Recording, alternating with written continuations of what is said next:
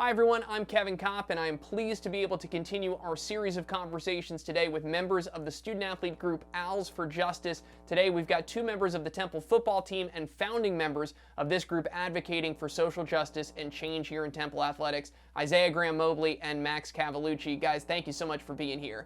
And let's jump right into it. What does Owls for Justice mean to you, each as founding members of this group? First off, I thought that it was just really important to see a response, especially from student athletes, about the different situations that are going on in our society today, and have been going on for so long. This group is super unique in terms of the way that we started and how we continued to progress over time and went from a small group of 14 that hit the issue on the head as soon as we saw it, and then over time now has grown to 130 members now. It just means and shows us that we have a collective group of athletes and administration and staff that are willing to become part of the change and understand that there's an issue and it needs to be settled. We felt that as student athletes, we had to use our voices and our platforms. And that was the biggest thing for me in creating or being a part of the creation of Owls for Justice. We're obligated to use our platforms, and we have that. And change starts within our own community. So being able to touch the people around us, teammates, local community members, that's the biggest thing.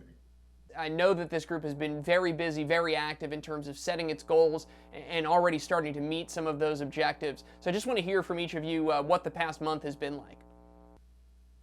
Yeah, so collectively, since our first action, the protest from Broad to City Hall, we've collectively gathered a bunch of more supportive staff with more student athletes, more staff and administration, donors. We have a trip set for August 28th to go down to Washington, D.C. that's, already been talked about and getting funds for the buses to get people a bus down there. We have coaches on our side with, some student athletes being able to miss practices. And when it comes to games, that's super important. But if you have practice, like some coaches are letting their student athletes be part of the march instead of going to practice. So we've had a bunch of support staff since this whole thing has started. Yeah, and on top of all that, we've been actually able to create change and enable action to happen. Using our voices, we've gathered the attention of everybody in Temple's administration, and we're using that as leverage to have this change, like creating sessions about racism and microaggressions and implicit biases and stuff like that going forward, and having future speakers come to talk to the Temple athletic program. And it shows a lot of promise for the future. Well, Max, I think you touched on some of these things, and this group put out a really detailed list of future actions, and one of the things that I noticed is a lot of those plans revolve around education and having conversations about these issues. And so I just want to get a sense from you of what that looks like in practice for staff, for coaches, and for student athletes. What kinds of shape you want those conversations to take? Well, it starts with the conversation. What you just said, we have an obligation to talk to the people around us, and in doing that, that means raising awareness towards what they can do to better themselves and to become anti-racist. Anti-racist is the word that we need, not non-racist, but someone that's advocating for racism to be gone forever. And that starts with these sessions, being able to talk to your teammates that you've gotten to know. They could be your greatest friend in the world, but if they have implicit biases, if they have microaggressions, then then they need to understand that so they can affect the people around them. A lot of it starts with how you grow up. You know, a lot of people on the team, they haven't had the opportunity to be in a diverse environment. However, now that they're with a diverse team like Temple football or, you know, other sports teams at Temple,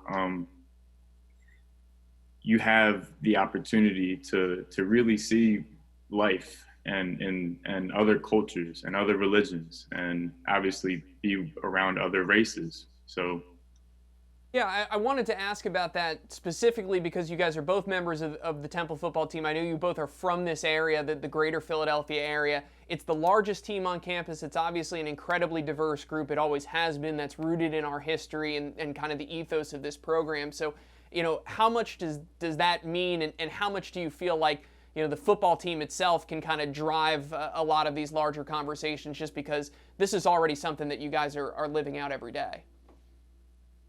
Yeah, very true. We have a huge team that could have a huge impact. We're still working on different measures to try to get conversation started within the entire team, since we're so big. Having a 120 person Zoom call is not very ideal in this situation in terms of having a constructive conversation. But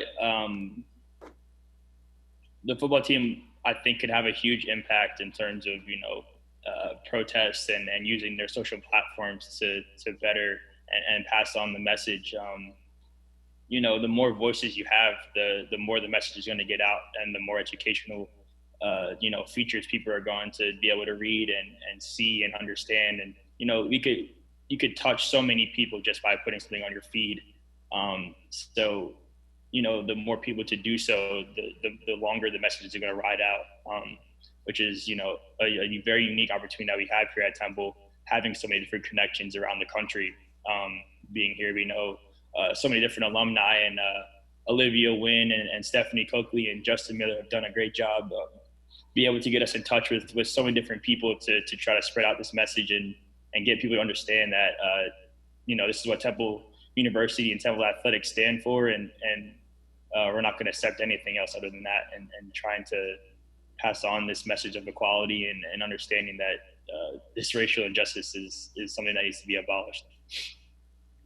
Well, one more item that I think is really worth noting, and I think has also been the hallmark of a lot of the movements that we've seen from teams across the country, is voting rights and voting awareness. And I know you guys have a big pillar of your platform based around that. It should be on everyone's mind, but what specifically do you have in mind for what that looks like and how you guys can help? So in terms of, you know, we have set up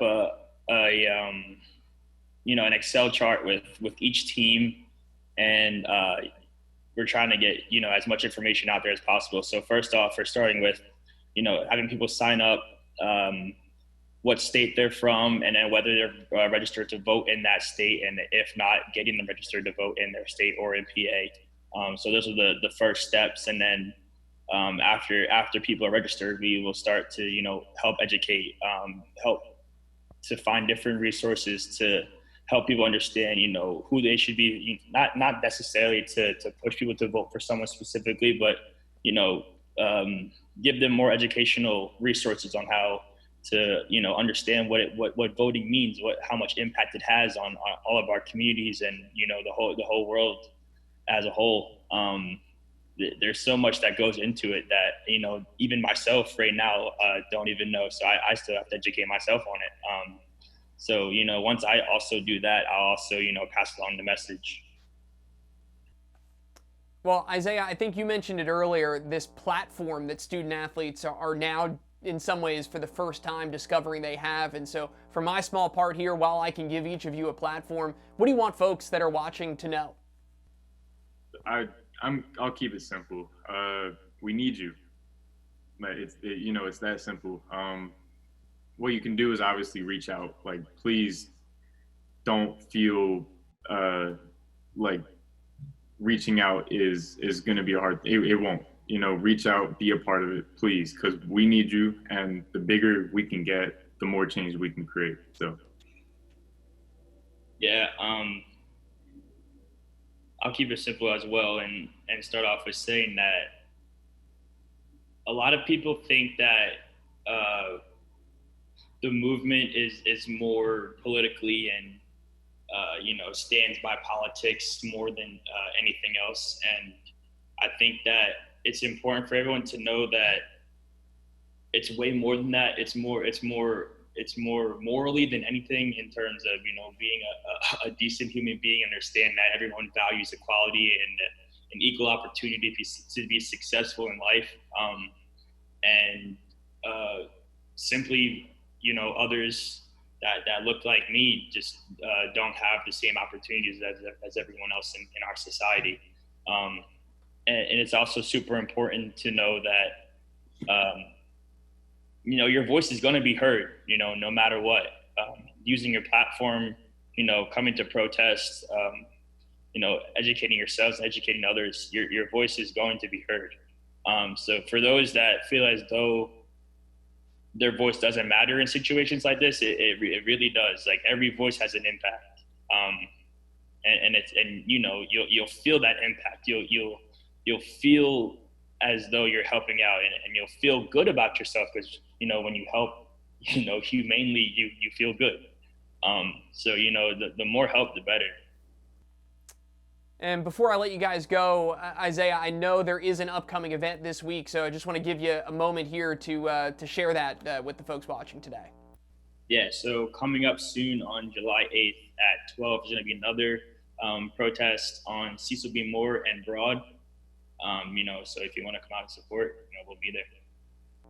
Well, guys, I thank you both so much for your time. I know that so many of us are talking about how much we look forward to getting back into Lincoln Financial Field or watching on TV and seeing you guys play this year. But for my part, it has been equally gratifying, if not more so, to see the work that you guys have done in this time, and that Owls for Justice has done and will continue to do here for our Temple athletics community. So thank you for taking some time to share with us today. Yeah, of course. Thank you. Thank you. All right, that is Max Cavallucci and Isaiah Graham-Mobley from Temple Football and from Owls for Justice. I'm Kevin Kopp. Thanks for watching.